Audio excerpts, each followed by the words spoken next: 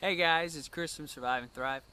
Today I'm just hiking out through the woods looking for trees and different things to identify for you for my tree and plant series, and I decided I'm going to put a little video in the beginning of my identification series because it's something I ramble about in all my videos, or I'll start to. And it's just about like being able to identify trees and plants and just how to go about it and different things like that, safety tips on wild edibles and things along that line. So the first thing I'm going to say is going out in the woods and being able to identify and know your surrounding is a very, very, very important skill, whether it's for bushcraft, just basic survival in general, or it's just a good skill to have, and just to walk out in the woods and just be like, well, if you need something, it's there. You know it's there. You know what it is. You know where to get it. That's why exploring is a good thing. Scouting, say that so it doesn't sound like a little kid term. So you just go out and scout areas and just learn what woods and areas, like I know this way, you might be able to start to see it right here. It actually goes pine woods in my, like woods, a lot of pine and oak, right up to about here. And then you just get all birch, a lot of black birch back this way for, I don't know, about a good half mile. It's just a good solid chunk of it. So it's just stuff I found from scouting. And also being able to identify trees. Now, how to go about identifying trees if you don't know stuff in your area. A really good thing to do is if you want to go hike out in your woods, if you don't know how to identify, you can do this today. I don't know what your weather like, where you are, where you're watching this. But just bring a notebook. Make sure you know where you're going. I'm just going to throw that out there. I don't want you walking out in the woods and getting lost and be like, oh, well, Chris on SurviveNnThrive told me to just walk out in the woods and do this. So make sure you know your area or where you're going. Don't get lost. Don't be stupid. But I just wanted to say, just bring a notebook and a pencil and a knife.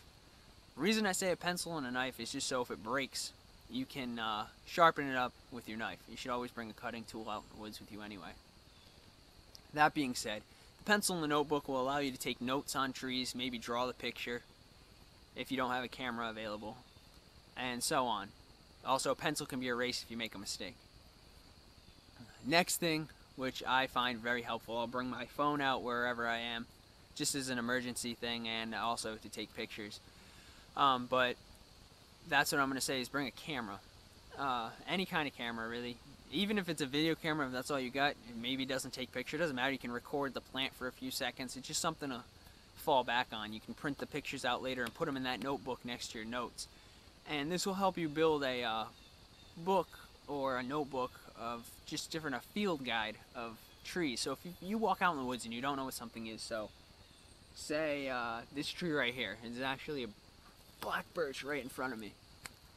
If I didn't know what this tree was, what you would do is take a picture of the bark, write some notes about how tall the tree is, how big it is, see if there's others in the area and identify and see how thick the tree's growing. Get a leaf sample if you can to bring back with you. Take a picture of the leaves or foliage if there is any, and then you can go, and then once the stuff's all logged and it's in your notebook and you go home, you can actually look this stuff up, whether it be by book, internet. I'm assuming you have internet if you're watching this. You can look it up on your phone, anything like that. If you're in the northeastern United States, things like that, New York, Maryland, all in this area, there's a site called LeafSnap, which would be very helpful for beginners or people who don't know anything about necessarily identifying trees. It has a list of every species that can be found in the northeastern United States, and it goes down and it has a picture of the leaf, its bud or flower, and then a seed or anything like that it might drop. So it's very, very helpful. So I'll probably put the link to the site in the description. I used to use it a while ago. I still use it occasionally to help teach people, or as I'm saying right now, just point them in the right direction. So that being said, the next thing I'm going to talk about is just a general safety issue, or safety thing. I might actually cut this video and put this first, so people don't watch and be like, okay, I'm bored with this, I want to identify trees. Don't eat anything someone tells you that's edible necessarily, unless you're working with an instructor, a hands-on instructor, where you're out in the woods and he's like, yes, this is edible, and he's credible. This is edible, you can eat it, blah, blah, blah, blah.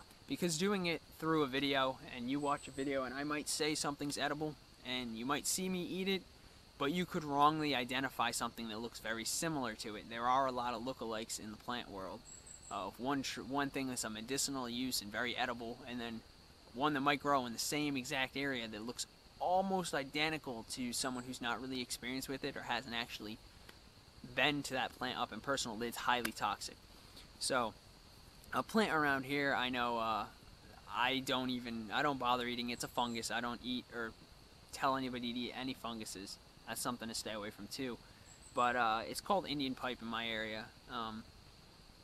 It's debated. Some people say there's documentation and things like that and research saying it's got medicinal purposes. Indians used to use it as a medicinal plant.